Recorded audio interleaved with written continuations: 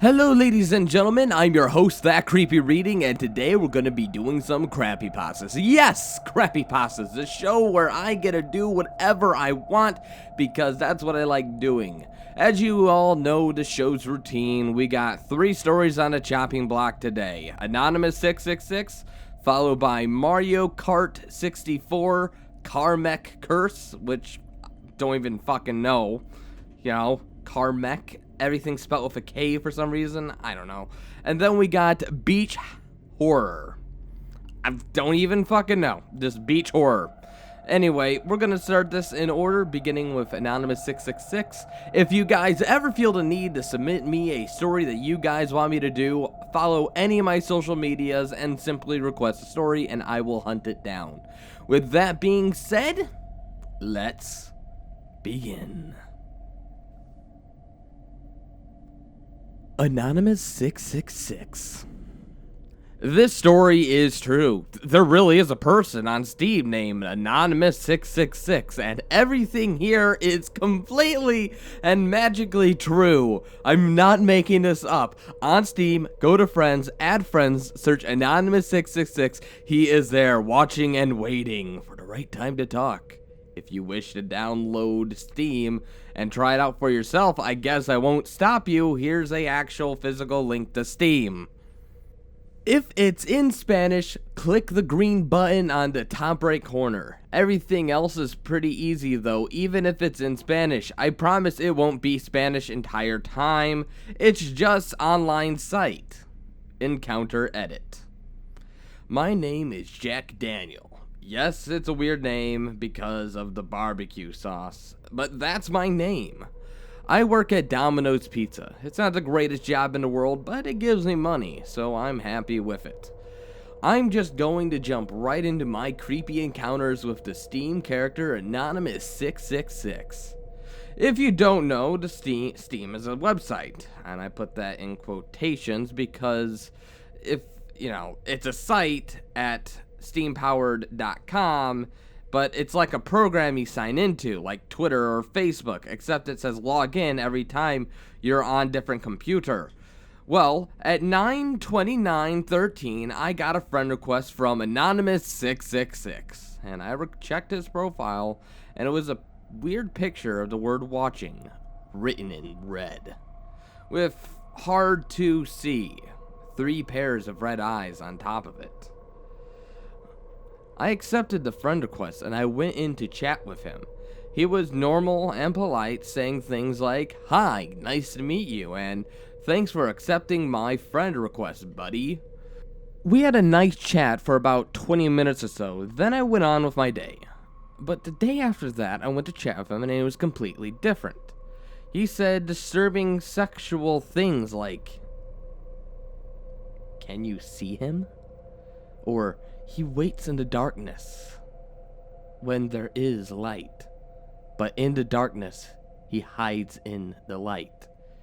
And even look great." I asked what was wrong with him, and he replied saying, "Sometimes it's hard to see it, but the reward is mediocre, like this story." Then he said something that disturbed me. Victim 1. Eyeballs cut in half with the letter S marked into the dead skin of the victim's forehead. Tic-tac-toe board made out of blood on his chest. I thought of making a joke, like, "Haha, very funny, cut it out, bro." I typed. Instant typed. He replied, "I can see you." And the weird part was, it was only a few seconds later when I typed it, instant, a message came. I chuckled and he replied, "What's so funny?" I sweet for a second replied, but nothing. I was just remembered joke. And then he went offline. I then played Grand Theft Auto after that, trying to ignore the whole thing. Like, what the fucking hell just happened? Was it normal for things to encounter? To edit? So I got into another chat. This time I aimed for a voice chat. Yeah, I know what you're thinking. Oh my god, you could have put something like "terrifying shriek was heard, and after that, distortion." No, that's not what happened. He answered and said, "Hey," in a normal voice. Now I will put in the conversation as I remember it. "Hi." Hey, what happened to you last night? What do you mean? The victim one thing, what was the point? What the hell are you talking about? Come on, don't play dumb with me. I don't know what you're talking about. Alright, sorry. After that, we talked normally. Nothing happened, and what was weird is they denied everything that I mentioned. And I slipped in the occasional joke that about something that he said last night, but to no avail. We played Grand Theft Auto together, and it was kind of a blast. But the fun didn't last. Later on, the next morning, it was about 10 a.m., and we were chatting. Here was our conversation. Hello. He hides in the darkness. There is light. But when there is darkness, he hides in light. What? Don't let him fool you. What the fuck you talking about? I have a bed for two. I gasped. A bed for two? I don't fucking know. Nothing wrong with that. What? You gasped. No, I didn't. You liar. I'm not lying. It will try to take over your soul. What do you mean? And that is when I closed the chat and he closed the chat. He will take over me? Who is he? What is he talking about? Oh, this makes no sense. After that, he sent message but was offline. How can he send messages when he's offline? This message said, look out window. I looked out the window and I saw a dead man with the letter S carved into forehead. With dead skin, a tic-tac-toe board made out on his bloody body. I screamed out of my seat. What the fuck? How did he do that? Another message. Don't underestimate him. He waits for you. He has seat planned for you. Don't fall into his trap. You will return.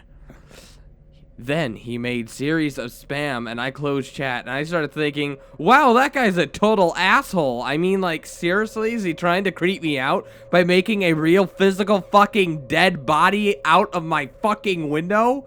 Yes, that totally makes sense, you piece of... I digress. But one thing that kept creeping through my mind was I sent a message while I was offline, which of course you can do by setting yourself to invisible. How could that happen? I wanted to shrug it off, but it kept coming back to me, because of course you can fucking do that by being invisible. I kept trying to think that it was hacking, but how could he put the body there? Yeah, maybe you should be more worried about the fucking dead body out your window than the guy messaging you while set to invisible. Dumbass. And how could he see me? I then played some Payday 2. I looked at the clock, 10:32. Plenty of time until I had to go to work. Epilogue edit. When Jack went to work, he didn't return. He was found dead in the kitchen of Domino's Pizza, 332-153 Walken Street, at 11:52 a.m. It looks like he was dead by a feral disease. The man who posted this has not been revealed due to unknown reasons. Happy fun times for everyone, isn't it? Oh god, fuck this story. Alright. I would love to read a story that involves conversations between people on Steam. I would love a conversation where a mysterious entity actually contacts someone through, like, again, a service like Steam, Origin, or whatever. However, this story fucks it up by adding some magical bullshit. I am so scared because some guy messaged me while I was offline on Steam. Yet, 2 seconds ago, I saw a corpse outside of my window. Who is thinking about the fucking Steam chat? I'm sorry, but corpse overrides Steam any day. I don't care who you are. I don't care if you're Santa. I don't care if you're Santa Christ. I don't care if you're a magical Asian from the magical land of Asian who. Only thing I need to know is that is bullshit. This story doesn't make any sense. Some of the writing is terrible, while other writing is alright, I guess. You know, but genuinely, it's a terribly written story with a terribly written premise. Oh, gosh, I just looked at Mario Kart 64 Kamek Curse. Mario Kart 64 Kamek Curse. I've always had a thing for Nintendo 64 games. I don't know why, but I just did. I had a ton of those games for my first system was N64, so when I left for college, my dad gave me a new game. It was Mario Kart 64. I said goodbye and left for college, and I brought what you would need for college. Clothes, money, etc. But I also brought my N64 and games along with Mario Kart 64. After a week there, I had some time on my hands, and I started up the N64 and started playing it. It was okay up until the point where I got the character selection screen, which started out with normal characters. But DK was replaced with Kamek, who was only in the beta. I chose Wario and chose the Mushroom Cup, and the level loaded. Immediately it was starting, it was a strange Luigi Circuit city, but was red and the grass was black after the Lakutu came down and gave you countdown. I landed in first place with no time flat, and then I looked at the map and Kamek was in the right of 8th place. Before I looked away from the map, Kamek went from 7th to 6th, 6th to 5th, and so on and so forth. I kept driving until Kamek hit me with a red shell, and the second the red shell hit me, the screen froze. I turned the game off and turned right back on, and instead of the iconic, "Welcome to Mario Kart" intro, a terrifying picture of Kamek blasted onto the screen with a loud scream that was heard. My friend from next door named Mikey came in and asked me what was the sound that he heard. He sounded scared. More scared than he should have been, because it was just a pop-up scare, you fucking twat. I told him what it was, and then I proceeded to ask him why it was shook up, and he left the room scared, telling me nothing about what was wrong. Later on, my roommate came back and went to sleep, but in the middle of the night, I woke up to my roommate screaming and terrified. I opened my door and hurried to his room door, and it was locked, and I banged on it for a few minutes, and then it all died down. I left to check on him later that day, and I went to his door to ask him what was wrong, and it was an empty room. I asked my professors about him, but he said he died on February 10th, 1997. What? That makes no sense whatsoever. I am baffled. What? Okay. My professor said he didn't show up for class that day. He said Mikey's roommate Nelson showed up that day too. But later he went back to his room and Mikey wasn't there. My professor then told me where Nelson lived. And it was a while away, but I skipped class and went to Nelson's house. When I got there, a woman welcomed me in. He said that her name was Wendy, and it looked like that she was in her early 30s. I asked her for Nelson, who was watching TV in the kitchen, and I introduced myself. I got some coffee, and I asked him about Kamek. He said, Milky, yes, it says Milky there, always got the bullet bill power-up when playing, Nelson said while he was sleeping. Mikey had night terror for almost 7 minutes, and then he would wake up, Nelson shaking him awake. When he woke up, Mikey was playing Nintendo 64 again. He was scared, leave Mikey alone, but he did. He did. When he got back, Mikey was gone. The N64 was on, and so was the TV, but the screen was Kamek with words on bottom saying, "Goodbye, racer. Welcome to Kamek Kart."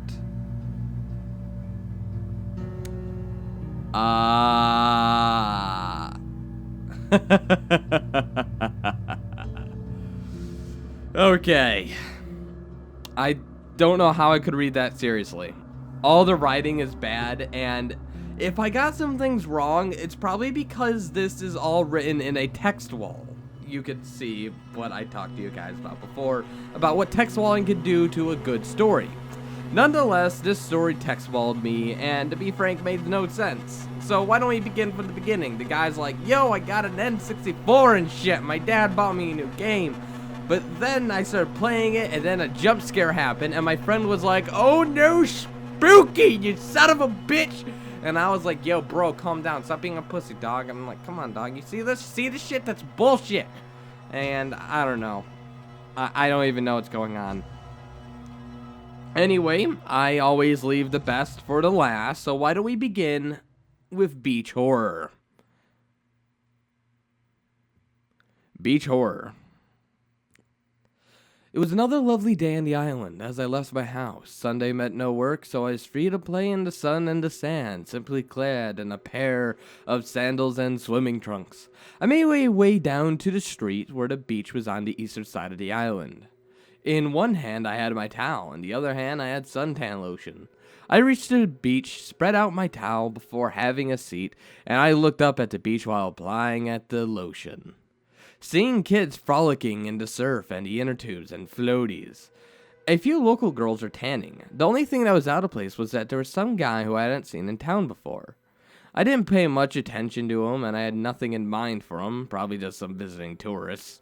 The guy wasn't really dressed for fun in the sun anyway, or swimming in general. He seemed a little lost, just aimlessly wandering around the beach like he was looking for something. I shrugged, laid down, and allowed myself to bask in the sunlight.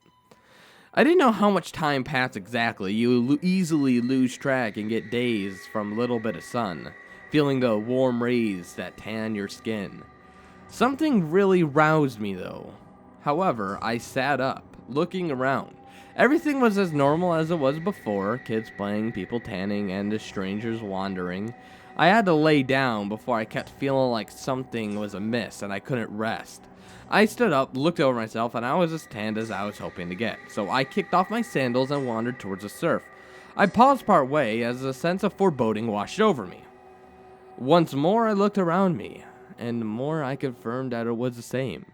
I had to be imagining things, and I wasn't going to be overactive and let my mind run off. Just as I started walking in the water, this weird source of sensation came over me. A splash of water coated me with something large, but something fourth came from the water. A towering behemoth that blocked out the sun. I couldn't tell you what it was of this day, as the entire thing made no sense. I stumbled in terror, my mind reeling from the sensations of the creature that defied all logic. I felt my skin crawl as I looked down, and I saw that my arm was beginning to vanish. It almost looked like a creature, and then it started fading. There was no pain, no sensation behind this strange tingle. I looked up at the thing in front of me. It was the last thing I remember, too. There was a sound that seemed to echo from the behemoth. Just one single word. Missing you. Alright, and that was Missing No. I don't know how this is scary, really. This shouldn't be a creepypasta or a gaming creepypasta or really anything. That was nothing. That was just dreadful. That was shit. Really, the writing isn't bad. Okay, I'll give the writer that. The writing isn't necessarily bad. However, I will have to say that in general terms, this is just a bad story. There's nothing good I can really see about it. There's nothing interesting. And there was nothing that this story can really add, so to speak. You know? If I was to really describe this, I would have to describe it as just boring. Oh, I go to the beach, and then I see guy, and that guy, you know, it's really Pokemons.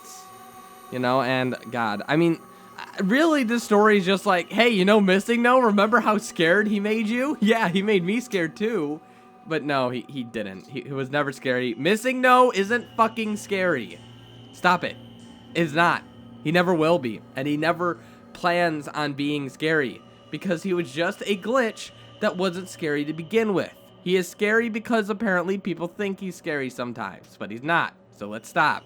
Anyway, that was CRAPPYPASTAS. Tell me what you think. If you want to think you can do better or submit a better story to me, why don't you leave a comment in this video, message my YouTube, go on Twitter, Facebook, or whatever, which will all be linked in the description, and submit your own CRAPPYPASTAs. Or if you want me to narrate your creepypasta, just, again, submit it to any of my social medias. Facebook, Twitter, Skype, which I do have down there, and you can tell me.